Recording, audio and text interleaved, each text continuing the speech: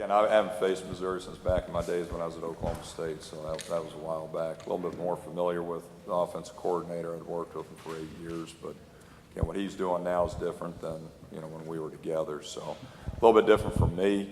I think Brandon Shelby, when he was there at Oklahoma, played against Missouri. So we've got some guys more so on the offensive side, and with James Patton being with us, that has some familiarity with it, but for me, just not as much.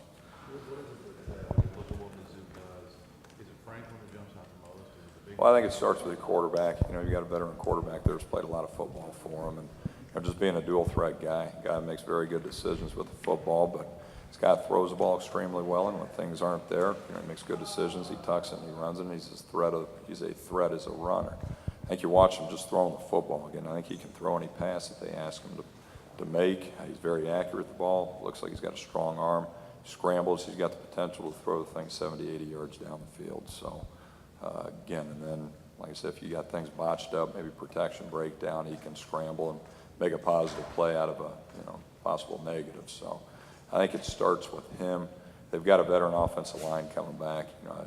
You look at them from a year ago, they were so nicked up, and had a lot of their linemen that didn't necessarily play the whole season. They appear to be back at full strength with the O-line.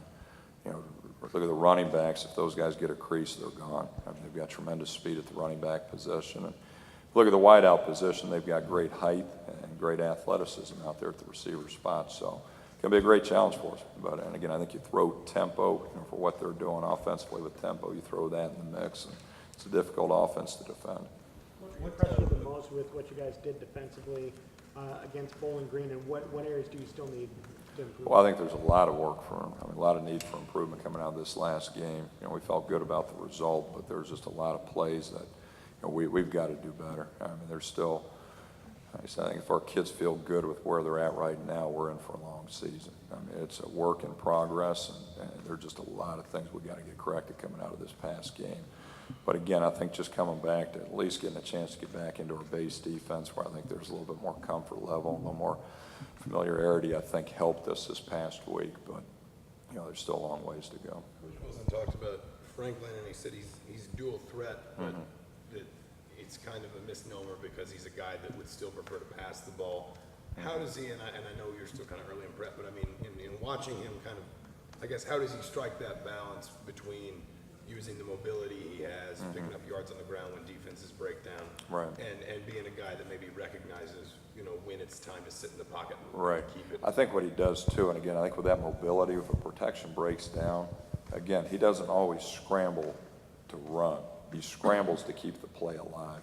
And that's what I was saying. You see on some of his plays when he scrambles, a lot of their route conversions, their short routes, intermediate routes convert deep, and their deep routes come back.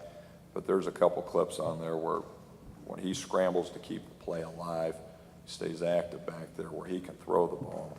Again, I didn't measure it, but it looked about 70, 80 yards down the field, and it was a perfect strike. He's got that potential to keep a play alive.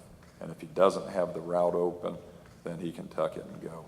But again, I think just that dimension of, where we've got to do a good job is we've got to be able to get pressure, but you got to keep him hemmed in the pocket. You can't let him sit back there and allow himself to be in a comfort zone there, because I think if he's able to do that, he's going to pick you apart. But again, on the same token, you've got to do a great job keeping him hemmed in the pocket.